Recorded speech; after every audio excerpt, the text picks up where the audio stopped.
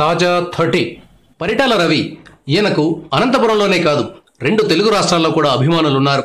నక్సల్స్ నేపథ్యం ఉండడం వల్ల, పెత్తందారులపై తిరగబడిన కుటుంబం కావడం వల్ల గద్దర్ లాంటి వారికి కూడా రవి కుటుంబంతో సాన్నిహిత్యం ఉంది. అనంతపురం జిల్లాలోని ఒక వర్గం ప్రజలు రవి కుటుంబం అంటే ప్రాణమిస్తారు.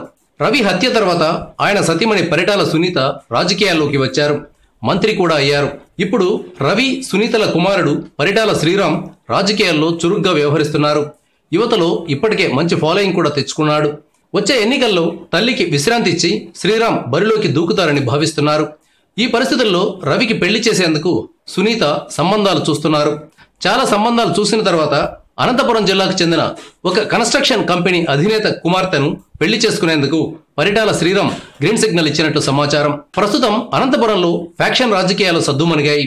ఒకరినొకరు చంపుకునే స్థాయి నుంచి ఇక్కడి రాజకీయం పరిణితి చెందుతోంది. ప్రత్యర్థి వర్గాలైన పరిటాల, జేసీ కుటుంబాలు ఒకే పార్టీలో ఉండటం వల్ల కూడా ఇక్కడి ఫ్యాక్షన్ రాజకీయాలకు ఫుల్ స్టాప్ పడిందని చెప్పవచ్చు. ఏది ఏమైనా ఇప్పుడు అనంతపురం జిల్లా వర్గపోరు నుంచి, కరువు కాటకాల నుంచి బయటపడుతోందని చెప్పవచ్చు. అంద్రినీవా ద్వారా వస్తున్న నీరు చెరువులను నింపుతోంది.